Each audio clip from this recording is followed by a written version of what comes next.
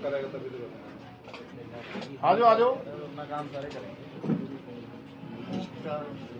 खत्म हो चुकी है, अब सभी जो कैंडिडेट है चुनाव मैदान में हैं, तो आप भी किन मुद्दों को लेकर चुनाव मैदान में जा रहे हैं, कहाँ कहाँ पर चुनाव प्रचार कर रहे हैं? चुनाव प्रचार तो पूरे पंचकुला में ही करना है, कहाँ का तो मतलब सभी पूरे क्षेत्र में, हमारे जितना क्षेत्र है उसमें हमने पूरे में पंचकुले में चुनाव प्रचार करेंगे हम।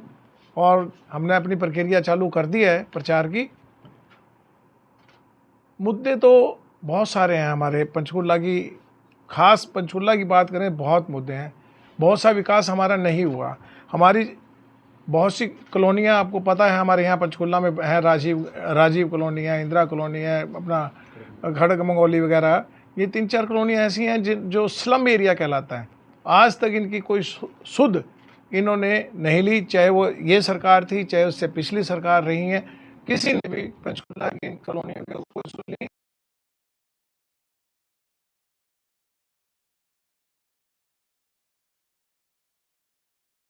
विश्वास दिलाना चाहता हूँ कि उनके लिए 2-2 मरले के प्लाट की जो हमने पहले भी डिमांड रखी हुई है उसकी पुरजोर मांग करेंगे और वो दिलाने का पूरा कोशिश करेंगे। दूसरा, हमारी एजुकेशन की बात है। स्कूल जगह जगह सरकारी स्कूल हैं, हमारे यहाँ स्कूलों को मॉडल स्कूल के रूप में नहीं है। जिस प्रकार चंडीगढ़ में हर स्कूल मॉडल स्कूल है, वहाँ एजुकेशन प्रॉपर ढंग से मिलती है, तो इस तरह से हमारे स्कूल के हम भी चाहते हैं कि पंचकुला में ऐसे स्कूलों का निर्माण हो जाए।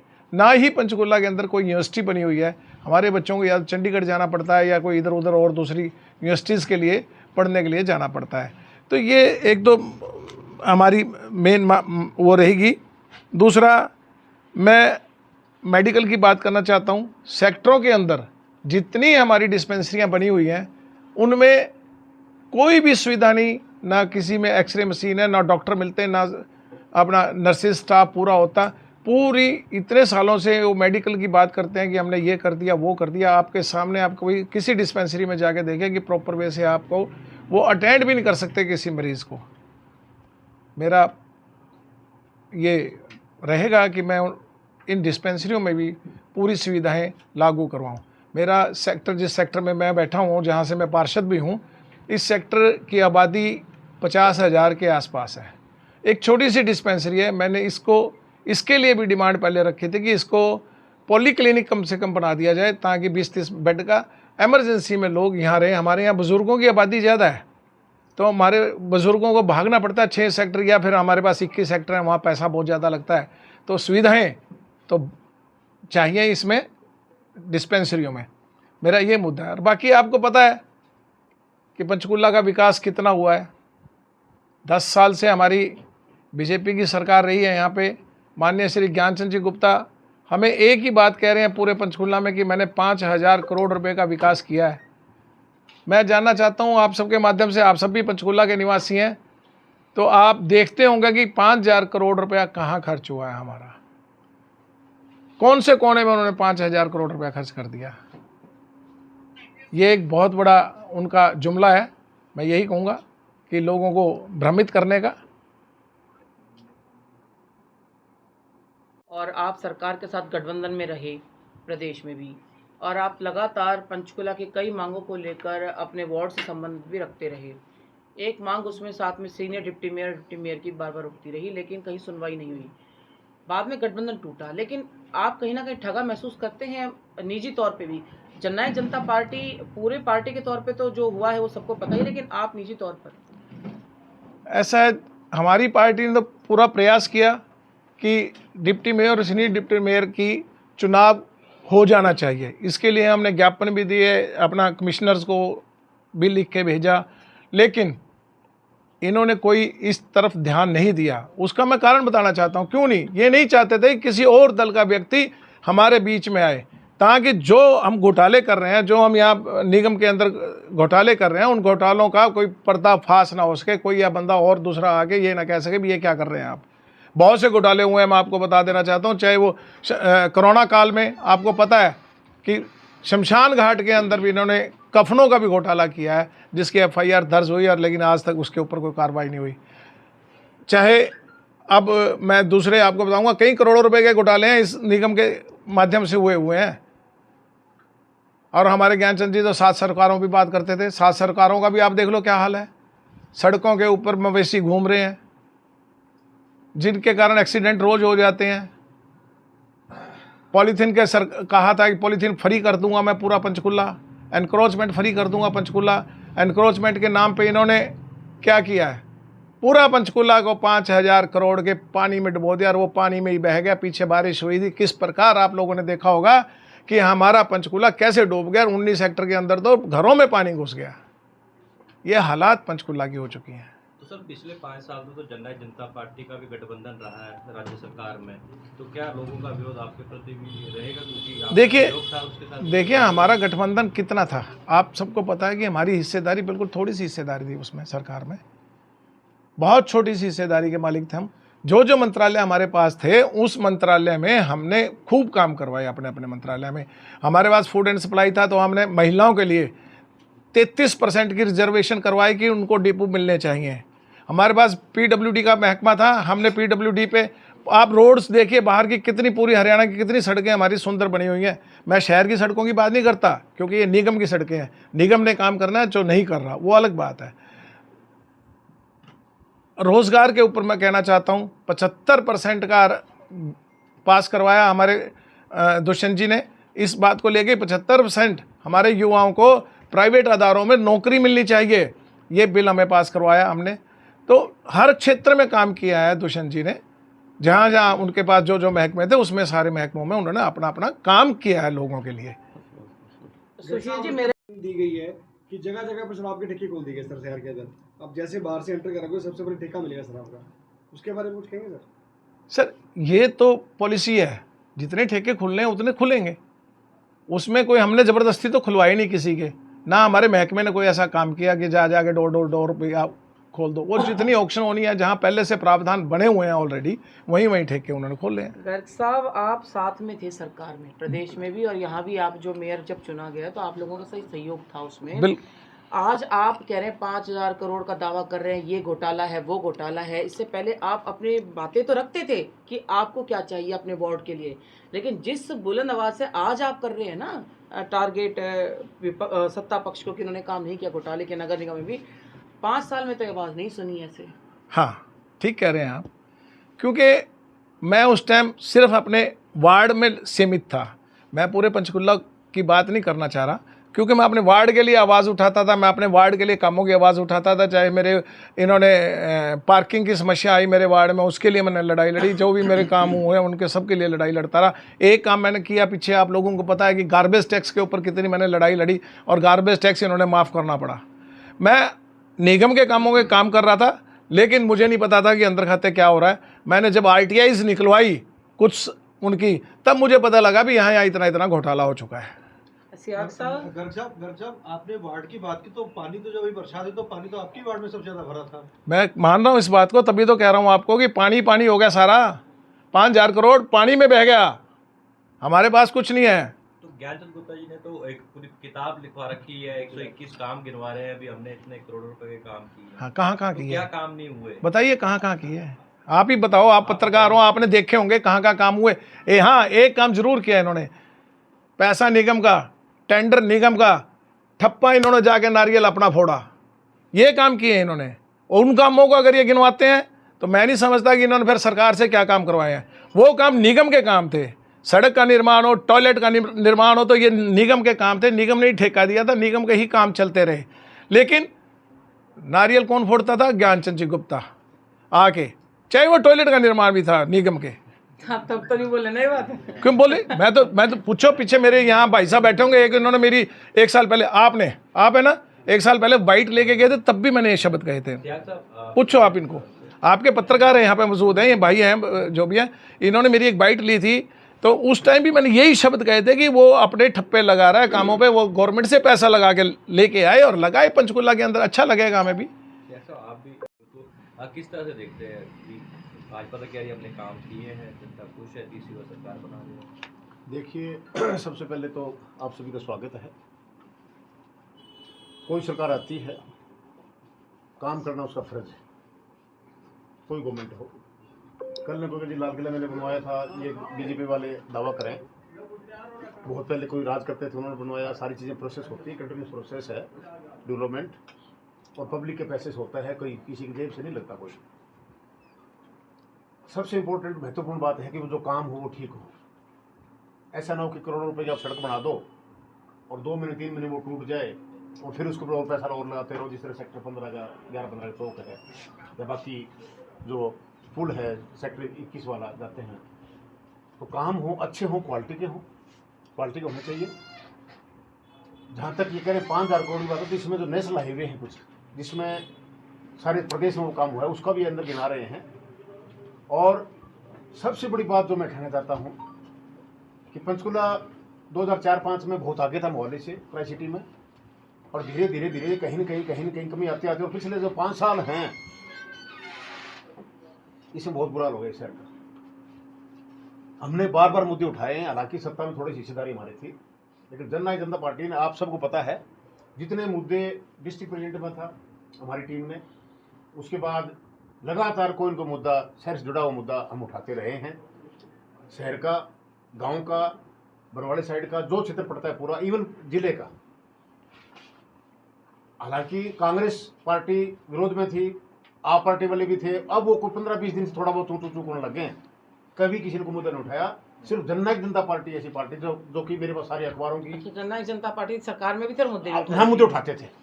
मुद्दे उठाने चाहिए, जरूर नहीं सरकार में सरकार गलत कर रही है आप मुद्दा ना उठाओ। जहाँ तक बात है आगे क्या हो, कैसे हो, किस ढंग से हो, सारा हमारी सोच है। जो कैंडिडेट पार्टी ने दिया है, सुशील गर्ग जी बहुत अच्छे कैंडिडेट हैं, फाइटर हैं, लड़ाकू हैं, लड़ेंगे और इस शहर के लिए जहाँ जहाँ को देखते हैं वो दूर करेंगे। और हम चाहते हैं आमूल चूल परिवर्तन हो। ये शहर जो कि 2वें दर्जे का शहर इन लोगों ने बना दिया है, जिसमें सत्तारूढ़ पार्टी के लोग शामिल हैं, वो शहर जो कि चंडीगढ़ से भी आगे होना चाहिए था, डीम्ड राजधानी है, लेकिन इस पूरे क्षेत्र की, चाहे आप बरवाड़ा साइड में चले जाइए, कालका साइड में चले जाइए, कहीं चले जाइए, हालात बड़े खराब हैं। और जो 7 सरोकारों की बात बड़ी काफ पीट कर स्पीकर साहब करते थे हमारे जो विधायक हैं, अब वो उसका जिक्र करना भूल गए। क्यों? क्योंकि उसमें कुछ हुआ ही नहीं। जो चीजें पहले थी वो सारी चीजें यूं पड़ी हैं, पहले से उल्टी का माहौल जो है खराब हुआ। पंचकुला में और प्रदेश में आप मानते हैं एंटी कांग्रेसी की लहर है या लोग नाराज हैं जो सत्ता पक्ष रही? देखिए, नो डाउट इसमें कोई शक नहीं है कि कहीं न कहीं सरकार से लोग, जो चाहे वो महंगाई की बात हो, कहीं न कहीं जाति की बात हो, किसानों के साथ, मजदूरों के साथ, ये हर तबके के साथ, आप देखते हो धरना हर रोज किसी न किसी का होता है, तो लोग नाराज हैं। और अब एक अच्छा विकल्प जननायक जनता पार्टी लोगों को दे रही है। हमारे साथ एएसपी का समझौता है, जिसके नेता चंद्रशेखर हैं, युवा नेता हैं, 36 साल के दुष्यंत चौटाला जी हैं, 2 युवा नेता मिलके और इस प्रदेश को बहुत आगे ले जाएंगे।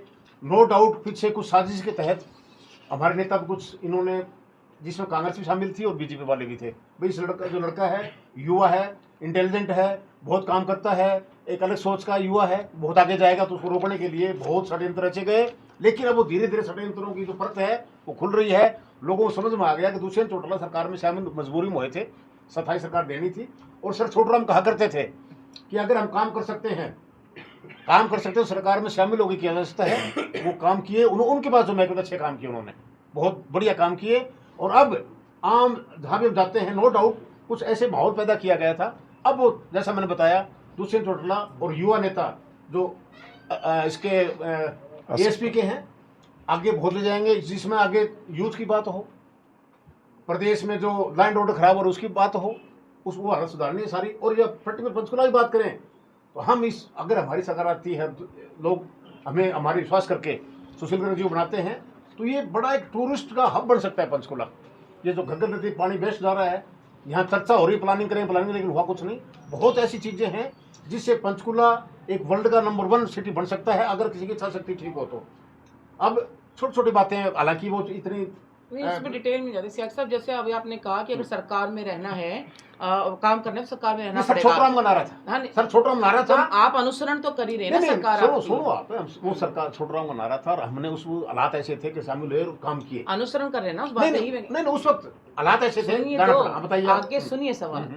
अब अगर प्रदेश में कांग्रेस आती है बहुमत में, तो क्या जननायक जनता पार्टी यही बात को ध्यान में रखते हुए कि हमें काम करने हैं तो उनके साथ गठबंधन कर लें, या फिर अगर बीजेपी फिर से बहुमत आती है तो क्या फिर ऐसा है कि उनके हमारा साथ जुड़ेंगे? बीजेपी का तो आप ये है ना बिल्कुल कट्टा ही मार दीजिए, बिल्कुल नहीं जाएंगे बीजेपी के साथ, कहीं नहीं जाना, किसी के साथ नहीं जाना। और हमारी खुद की जो सरकार है, खुद के जितने विधायक हैं सारे शहर, अब पूरे इलाके में, हरियाणा के अंदर आप देखना माहौल धीरे धीरे बदल रहा है। और आने वाले 10 दिन बाद आप देखना कि कहां से कहां जो ग्राफ है बढ़ता जा रहा है, और हमें जरूरत नहीं किसी विसाखियों की। नहीं देखिए, एक आपने अरे नहीं, ये तो फर्क है दुष्यंत चौटाला जी में और बाकी नेताओं में। जो चीज कही है उसको पूरा करते हैं, और हमें पूरी उम्मीद है कि हरियाणा के अंदर दोनों पार्टियों जो समझौता हुआ है, युवा नेता हैं, इस प्रदेश को बहुत आगे ले जाएंगे। साहब, पिछली बार हरियाणा की जनता ने जननायक जनता पार्टी को बीजेपी, अब आप पे क्यों विश्वास करे जनता कि भी आप ऐसा फिर नहीं करेंगे? ऐसा है कि कई दफा हो सकता कोई गलती हो गई हो, हमारे नेता ने, हमने मानी में भी वो उनके साथ जाना हमारी गलती थी। नहीं, एक नहीं जाना चाहिए था उनके साथ। अब की बार जब पिछली बार चले गए थे, जनता आपके ऊपर विश्वास क्यों करे और वही आपको तो वोट सवाल क्यों पूछा दे? उन्होंने, नहीं, ये ऐसा है उसका कि जवाब दे रहे ये हैं। अब विश्वास यूं करना पड़ेगा कि जो लोग जो हमारे खिलाफ माहौल बनाया गया एक साजिश के तहत हमारे नेता के खिलाफ, वो उसकी प्रति खुल रही हैं। और अब लोग सोच रहे हैं यार ये लड़का ठीक है और बहुत कुछ इस स्टेट के लिए, इन लोगों के लिए कर सकता है, इसलिए लोग विश्वास कर रहे हैं। अब सियाग साहब, आपके नेता बहुत सारे छोड़ के चले गए, कोई बीजेपी में शामिल हो गए, कांग्रेस में शामिल हो कोई गया, इनेलो में भी चले उसका गए। इनेलो में भी शामिल हो गए, उसका क्या असर पड़ेगा? क्यों छोड़ के चले गए आपको? जो आप बहुत अच्छे देखिए, जमाना बड़ा स्वार्थ का है, और इस वक्त ज्यादा क्या कहूँ। अब हर कोई, एक तो मतलब राजनीति धीरे धीरे ना, हम खुद देख रहे थे सालों से, अब किसी पर विश्वास नहीं कर सकते आप। अब कौन, कभी एक नेता आप पार्टी का भी जिला प्रधान था कोई पीछे, और एक दिन पहले प्रेस कॉन्फ्रेंस वो चल रही थी आपकी किसी टीवी चैनल की बहस याद इंदिरा गार्डन में, और बीजेपी को पानी पी पी के कोस रहा था। एक दिन बीच में बीता, अगला दिन गोद में पाया मुख्यमंत्री के जाके वहां। तो इस तरह करेक्टर ही नहीं रहा पूरा दिन। राजनीति में कुछ नहीं, गलत है ये सारा। हमारा करेक्टर है, हम जिस पार्टी में शुरू से हैं, बचपन से ही, और वही सुनिए। रहेंगे, हालात कैसे भी हो। पर आपके नेता ने तो ये नहीं किया, आपके नेता ने वही किया ना, बीजेपी को पानी पी के कोसा वोटे। एक वो मैं बता- देता वो हूँ बता दिया जवाब हमने। इसका, हालात ऐसे थे, मैं देता हूँ जवाब इसका। हालात ऐसे थे, हाँ। उस हिसाब से जाना पड़ा था। लेकिन हम कह रहे हैं वो गलती थी, और गलती मान लेनी चाहिए। और कोई बंदा गलती मान लेना बहुत बड़ी बात होती है। वो आप नहीं आपकी गलती की कीमत देखो, देश चुका रहा है। कोई बात समाज से है और बीजेपी में भी आप भी बढ़िया, तो किस तरह देखते हो वोटे कैसे की? देखिए, बनिया समाज हमारे यहाँ पंचकुला में तो आप लोगों को पता है, मोस्टली ये कहते हैं बनिया सीट है। हम सब भी कहते हैं, आप लोग भी कहते हैं कि बनिया सीट है। बनिया समाज किसी का बंधा हुआ नहीं है कि एक आदमी को वोट देगा। वो मुझे भी इतना समर्थन मिल रहा है बनिया समाज का ना, आपको मेरा मोबाइल दिखाऊं तो किन किन लोगों के फ़ोन आ रहे हैं, क्या क्या लोग मुझे कह रहे हैं, किस प्रकार का समर्थन मुझे मिल रहा है। आज बनिया समाज जागरूक हो चुका है। पीछे बनिया समाज ने ही उनको बनाया था और पैसा खुद का खर्च करके बनाया था। आज बनिया समाज उनको गिराने के लिए पैसा खर्च कर रहा है, और मेरे को समर्थन, पुरजोर समर्थन मिल रहा है। सुशील जी, आपसे एक सवाल है। जैसे आपने बोला चंडीगढ़ की तर्ज पर पंचकुला का विकास किया जाएगा। अगर अर्थव्यवस्था की बात की जाए तो पंचकुला पिछड़ा हुआ है। अगर बात की जाए रोजगार की, तो रोजगार के साधन भी नाम मात्र के पंचकुला के लिए खुलते हैं सर, सरकारी विभागों में।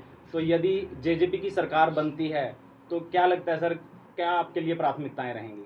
मैंने तो आपको बताया कि हमने पहले भी 75% का आरक्षण रखा है उसमें, और जितना ज़्यादा से ज़्यादा रोज़गार हम प्रोवाइड करेंगे, ज़्यादा से ज़्यादा जितना रोज़गार हम प्रोवाइड करेंगे, कोई भी क्षेत्र नहीं अछूता छोड़ेंगे जिसमें रोज़गार युवा का ना मिले।